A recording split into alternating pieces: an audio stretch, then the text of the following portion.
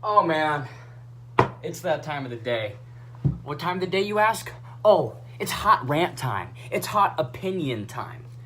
Well, ladies and gentlemen, I was just watching a video from HiTop Films he released a couple days ago, sort of giving his thoughts on the almost great Amazing Spider-Man story. And it sort of got me thinking. I was reading through the comments, and someone commented to him, please make a video on how to make a good Superman movie. I think that's great. I think that he would be a fantastic well of knowledge on that topic. Hopefully he takes that into consideration and makes one in the future.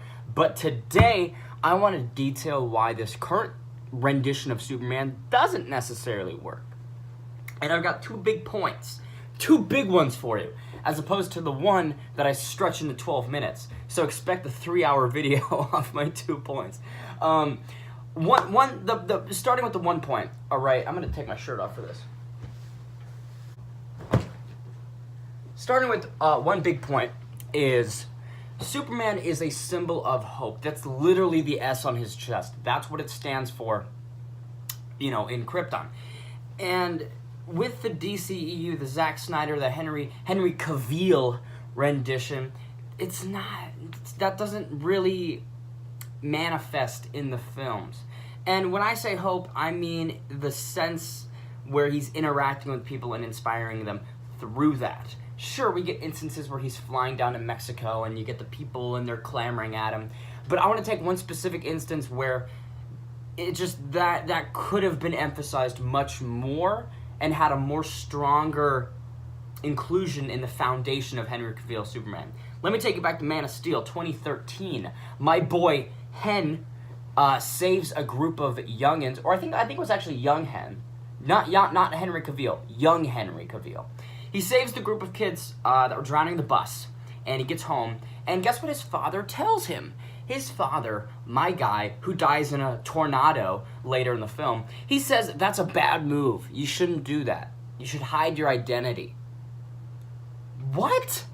You're telling Superman, the pinnacle of good and righteousness, and I want to say justice, but I feel like that might not be the best word, but just goodness in a guy. You're telling him not to save a bus full of kids? That's such a conflicting message with what Superman is traditionally known for.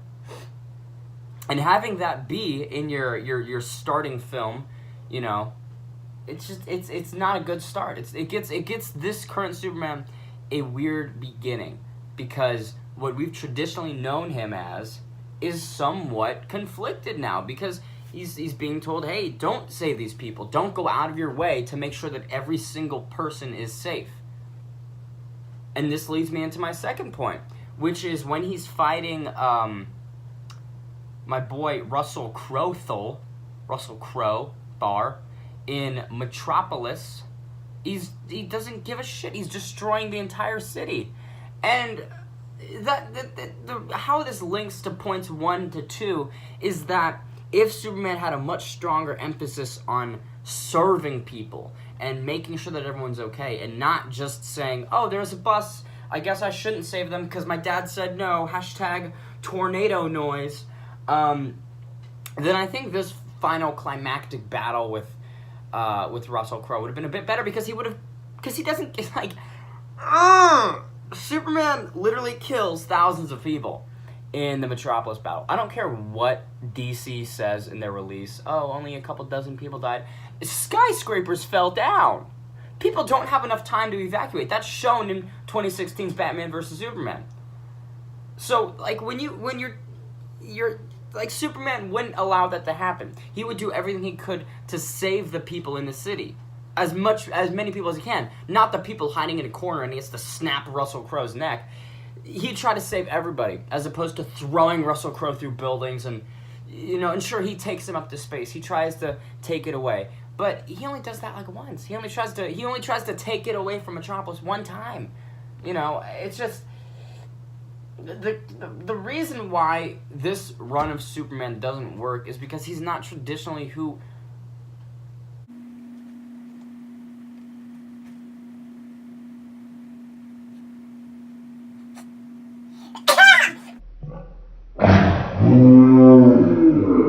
Oh, boy. It's because he's not what we traditionally know him as. And I'm not saying that when you are adapting these comic book characters into a movie or a TV format, you have to stick to everything that they do. Think about Christopher Nolan's Dark Knight trilogy. He takes Batman and he grounds him in this very crime thriller type. I mean, in the Dark Knight at least. Sure, the tone differs between Batman Begins and Dark Knight Rises, but at least in that he takes this comic book character and grounds it in reality, and that's why that works so much, and that's why the creative liberties that he takes works, is because it's still believable. What Zack Snyder's done with Henry Cavill and Superman doesn't necessarily feel believable to me, because I mean it's just so far away from what Superman is.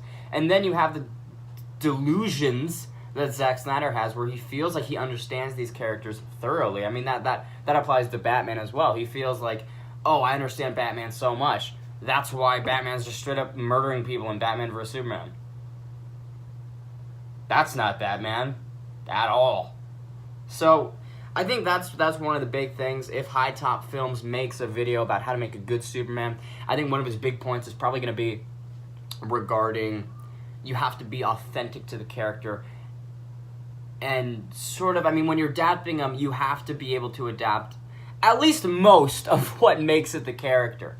And with Superman, it's that hope. It's that inspiration. While we do see that, as I mentioned before, we do see that in some instances throughout, from 2013 forward, I just don't think that there's enough to justify the creative liberties that are taken by Zack Snyder. Boom! 7-minute video. Look at me go! Oh, I probably forgot to make a couple points, but is what it is. Those are my thoughts on why Henry Cavill and this whole Batman thing doesn't work.